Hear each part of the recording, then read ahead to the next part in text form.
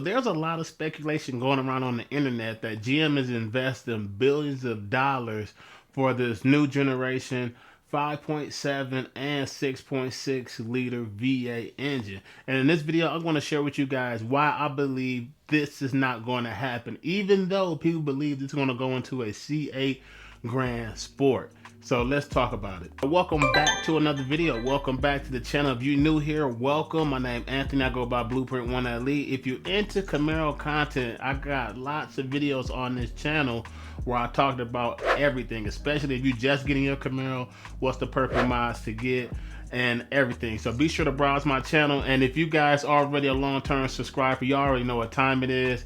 And let's talk about my opinion, what I think about this 6.6 liter V8 to be more specific, because I don't really look at the 5.7 or the 5.3s that much, but the 6.6 I have been looking at it, and I'm gonna tell you why that I don't think the C8 is going to come out, or the C8 platform going to come out with a Grand Sport platform. Now let's just make sense. Over the last couple years with this C8, we've been getting spammed, and there have been so much production with the C8 platform that I feel like there's really no need to have this 6.6 liter.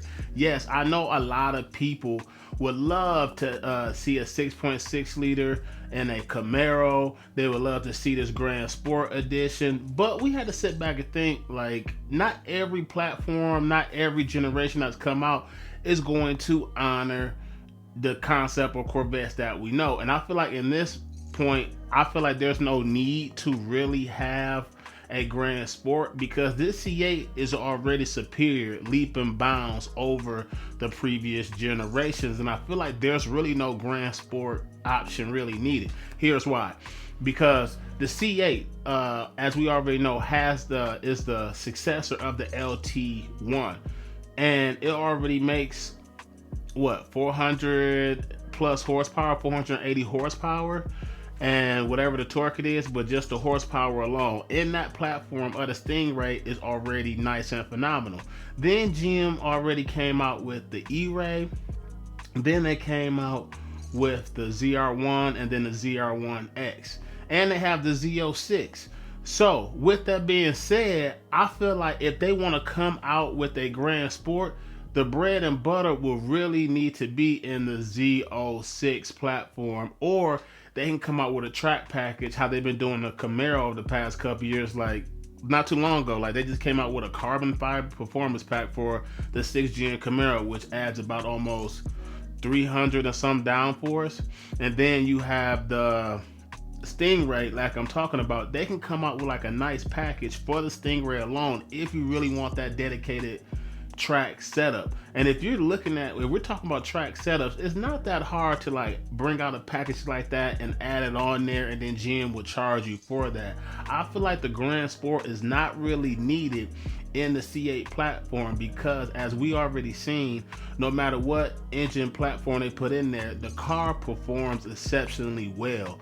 And I look at it like, hey, if you want a Stingray, if you want a C8, I look at these trim levels like this. If you want something to look good to cruise around town in, and you want something sporty or flashy, get the Stingray. If you want something with a little bit more horsepower, but you guarantee that you're going to be competing with a lot of cars on the road, then go ahead and get the C8 Z06. That's for the people that's like the die-hard car enthusiasts, that want that Z06 platform, and they just want to be a badge holder. You know, like, go ahead and get that if you want the cream of the crop and you want to enjoy that engine. The Stingray also is that car for you guys if you want to go with that basic heads and cam, and you know that's going to be all the power that you really need. You're not going to be pushing that platform like that. The Z06 is that if you want to get a little bit more horsepower, and you know the heads and cam not going to really fit your build after the Stingray setup, go ahead and get the Z06, and you know if you modify that and then unlock the Global B architecture for that particular car, you already know you're going to be making gobs of power on that. Now, if that's not enough for you, this is where, if you really want to go into supercar territory, which I feel like this is like my favorite one out of the whole C8 platform, and GM proved that to me, is the E-Ray. That's the one that's not talked about, but having both the electronical and the motor in there combined, that's like my favorite like C8 of all time right there, because then we get to modifying that car would make gobs of power. It would destroy like the Z06, it would destroy the Stingray, and it'll be up there with the ZR1. And the ZR1 is just like, if you want to smack anything and everything, get into like supercar territories. I'm talking about you beating Huracans, you beating Ferraris and all that stuff. That is that car and pinnacle for that there. Hell, you seen it on Savage Geese if you haven't watched that video where Jack, the car was so crazy and fast, like he almost threw up. I won't survive it, dude. I'm serious. I'm not gonna be able to survive. I'm ready to puke. All right, I'll get out. Dude, All right. oh my god, dude. No, you gotta stop, please. Unlock this shit. So that tells you like where the car is and how the pinnacle of C8's been. But with the C8 and the 6.6 liter engine, this engine doesn't surprise me like the internet really does, because if you really know your cars, the 6.6 liter been out for quite some time, at least, and I would say like 2020, because GM been putting a 6.6 liter LAT in a lot of cars under the radar. So they've been testing it. It just hasn't been making a lot of power, or it made decent power, but for what it's used for, it is making decent amount of power. For example, the 6.6 liter engine is in a lot of vehicles that's you don't even know, that's driving around every day, that you don't pay attention to, because all we like to look at is performance. Now, it's the 6.6 liter LAT is in the Chevy Express vans. That's an option for you. You can get the 6.6 liter there. You can get it in the trucks, the 2500 trucks, the GMC trucks, the Silverados, and there's probably like one more that I'm forgetting about, but those are like the common ones that you can get a 6.6 liter in. So for me, it's not like I'm excited to see it, because for the whole history of GM, we know that if they put it in the truck, it's most likely going to come down into the cars, and we already know that. But the 6.6 liter, as we know, as of today, that they've been stuffing in these express vans, cargo vans, and in these trucks, like it makes about 401 horsepower, and I forgot the torque, but I'll put it on the screen here.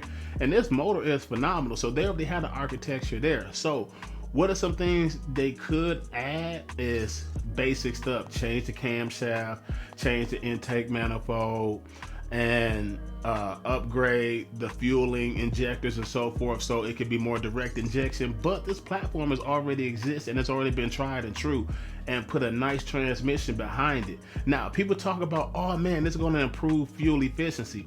It's 4% better. Yes, it'll be 4% better, but it's more, the fuel efficiency is more for the people that's actually using this motor for hauling, towing, people in the express cargo vans, because when you put weight in those vehicles, it's going to take a lot. Like I think in a Duramax, with that 6.6 liter, it probably averages about like 18%, not 18 miles per gallon. So if you can increase that by 4%, now you talk about the big dually trucks, that's including hauling, you may be able to get about 24, 25. That's a huge jump there, just increasing that new generation of that 6.6 liter motor there. So there's a whole lot of speculation going on. I know we as car people love to hear a new engine and think we're going to get performance, but not everything is going to be about performance in this case. And I don't really see like the benefit of Chevrolet coming out with a 6.6 liter engine just for the C8, because we see so many different generations and so many different platforms that it's hard to even choose which C8 that you really want. And y'all drop a comment below what you guys really want out of a C8, if that's your vehicle of choice. Now, if they come out with one for the Camaro, that'll be something completely different. But it's some more of like, okay, if we get a 6.6 liter, will it be, as I'm always going to keep fighting, I'm always going to be going for this, are we going to get it in the real world version? Are we going to get it in an all-wheel drive version? An all-wheel drive version Camaro would be like the pinnacle. That'd be a car that's hard to beat. Or will we get like a hybrid approach? So there's so many different variations to go about it. But with that being said, this is my reasons on why I feel like the 6.6 liter is not impressive to me as things is going forward. And then I can get all the way down deep into like the transmissions, people like Allison, for example. Like Allison is pretty much like trying to drop and separate their name from the transmissions with GM, because they just know like they don't like the engines that GM is coming out with, and they just not happy about like making it to this. So there's a whole different speculation going on there with that.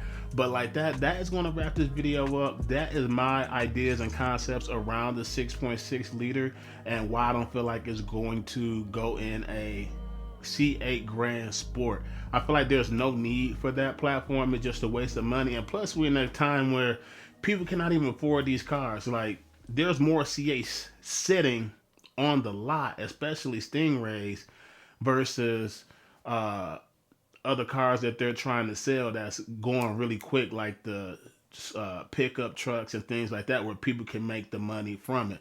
Like, so that's my rant. What you guys think about it? Y'all drop a comment below. And if you guys like this video, you guys know what to do. Hit that like button, subscribe, and I'll see you guys in the next one. Peace.